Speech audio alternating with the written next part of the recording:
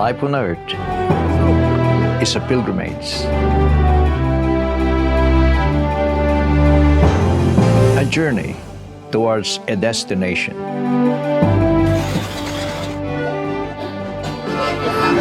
But before any traveler can set out for his destination, he must first of all know how to get to where he wants to go. We'll be able to carry the cross faithfully till the end of our lives. For us Catholics, heaven is a real destination and goal in life. Once you hear the word of Jesus and Mary, it is the alliance of the heart. In the Apostles' Creed, we have been given the road map that will guide us to heaven. A road map that is now well explained in the Catechism of the Catholic Church. I am Father Beng Arellano, International Spiritual Director of the Alliance of the Holy Family International, a global family movement dedicated for the sanctification of the family, youth, clergy, and media by consecration to the hearts of Jesus and Mary, and by living the grace-filled, sinless lifestyle of the communion of Reparation.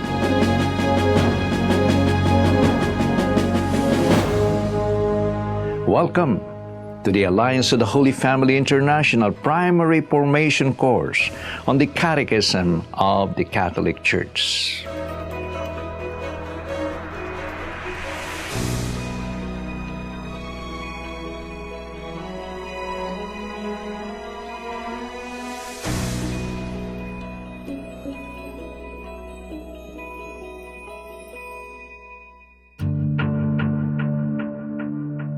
The second commandment, you shall not take the name of the Lord your God in vain.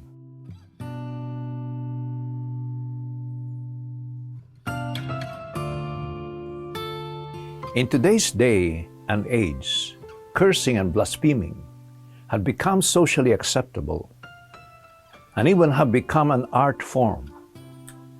It has also developed into a cult among the younger generation who believes that their entitled disposition excuses them from blurting out these vain expressions.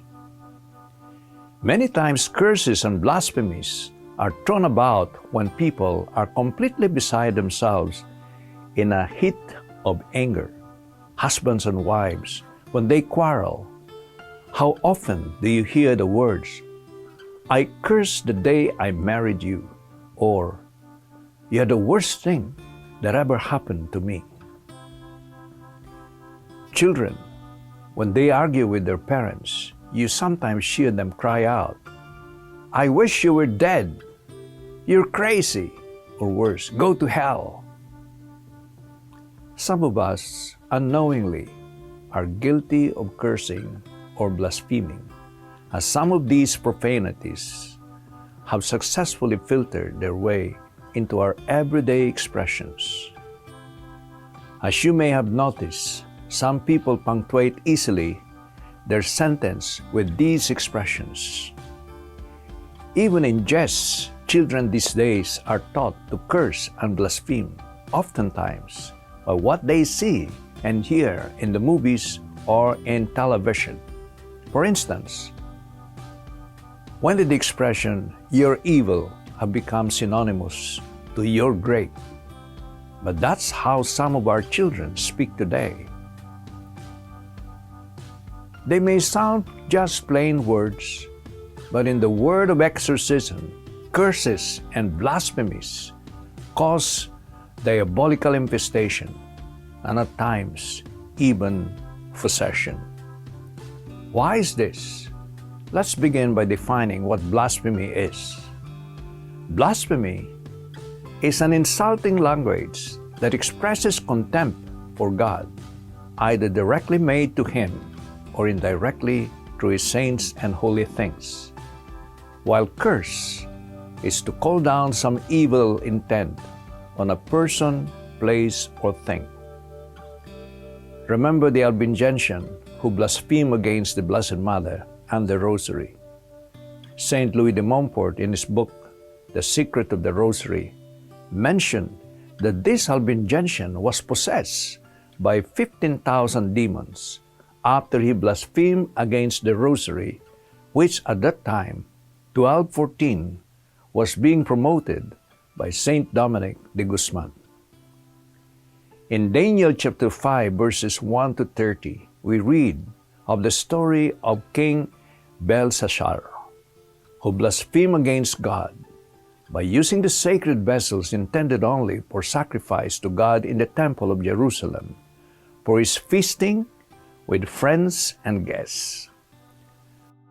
As the court feasted that evening, a strange hand wrote the king's fate on the wall.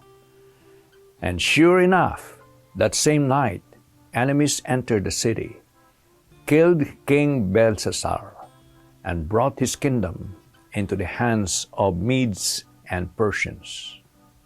Likewise, we heard how King Sennacherib blasphemed against God. Immediately he died at the hands of his own sons. But the worst punishment still will be after death, for one cannot blaspheme God and escape unpunished.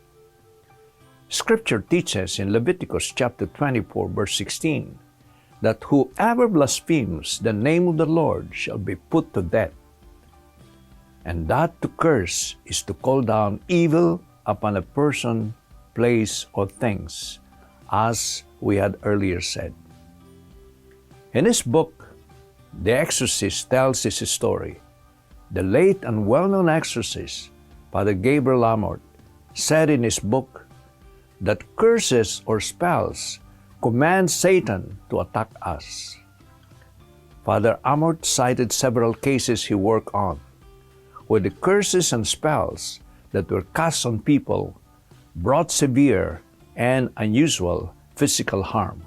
For example, there was a young man who was cursed by his own father at birth. Then in-laws cursed their daughter-in-law at her wedding. And finally, a man whose grandmother cursed him using a photograph of him, all resulting in these people meeting sudden accidents that caused them major physical harm. I know of one who, after was told off severely by her own mother, fell ill immediately after the incident. The mother said one line that the woman believed might have caused her to be infested, and that was, "You're crazy. I hope you get sick." The scripture says in Matthew chapter 5, verses 34 to 37, "I say to you, not to curse or to swear at all, but let your yes be yes, and your no, no. And that which is over and above these is of evil." What does the second commandment tell us? In Exodus chapter 20, verse 7, it says, "You shall not take the name of the Lord your God in vain." It underscores the fact that the name of the Lord is holy. In the second commandment, God mandates us to three things. One, to always speak of God, of the saints, and of holy things with reverence. Two, to be truthful in taking oaths. And three, to be faithful to the oaths and to the vows we make. Again, Exodus chapter 20, verse 7 speaks clearly that we are not to take the name of the Lord our God in vain. For the Lord will not hold him guiltless who takes his name in vain, as we also read in Deuteronomy chapter 5, verse 11. Evidently, this commandment prescribes respect for the Lord's name.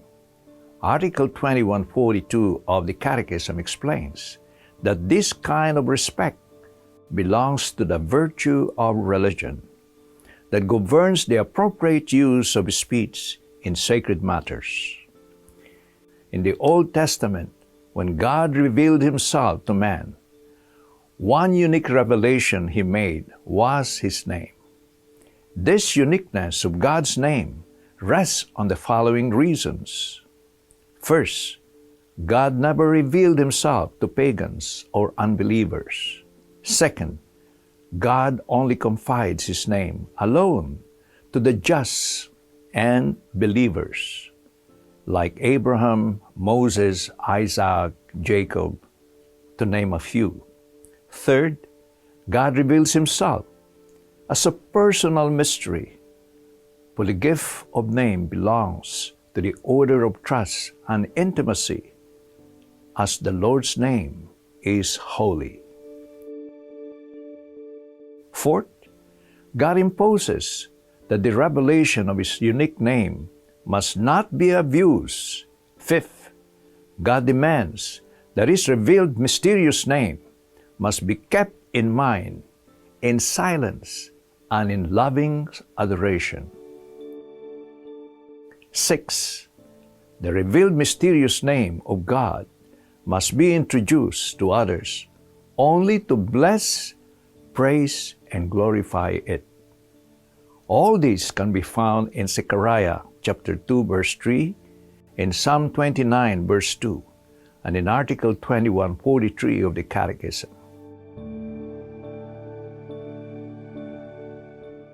Article 2144 of the Catechism says that to respect the unique name of God is an expression of respect owed to the mystery of God Himself, the one supernatural being, our Creator and Lord. It is also an expression of the whole sacred reality that His name evokes. This sense of the sacred is at the core of the virtue of religion. This respect of God's name is something that must be safeguarded in the celebration of the liturgy of the Church. But unfortunately, after Vatican II, this respect has been brutally denigrated because of the lack of faith of some clergy in the omnipresence of God. Since the Catechism teaches that we should only use the name of God in prayer and worship to avoid taking His holy name in vain, God in His goodness instituted holy priesthood in the Old and New Testament so that their only portion and lot is the Lord. Priests are consecrated to God to be the sole guardian and caretaker of the unique and holy name of God Himself and His mysterious supernatural reality, to instruct and enforce on all the peoples of God the love and respect of God's holy name. The ministry of priesthood preserves the reverence, respect, order of trust, and intimacy to God's holy name. The same love and reverence that the angels and saints in heaven render to God for eternity.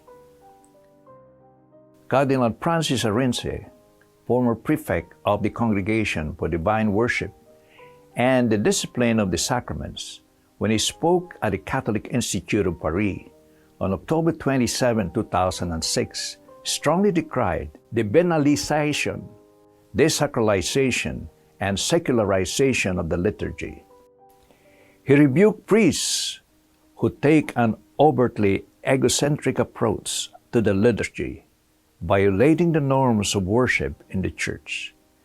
He criticized priests whose false humility, according to him, leads them to, in his own words, share their role with the laity. Psalm 112 verses 2-3 plainly exhorts us to always speak with reverence of God, the saints, and holy things, as it says, and I quote, Blessed be the name of the Lord, both now and forever. From the rising to the setting of the sun, let the name of the Lord be praised. Faithful lay people should therefore bear witness to the Lord's name by confessing their faith to Him with reverence and love, without any fear, as we read in Matthew chapter 10, verses 31 to 33, which says, and I quote, "So do not be afraid. You are worth more than many sparrows. Therefore, everyone who confesses me before men, I will also confess him before my Father in heaven. But whoever denies me before men, I will also deny him before my Father in heaven."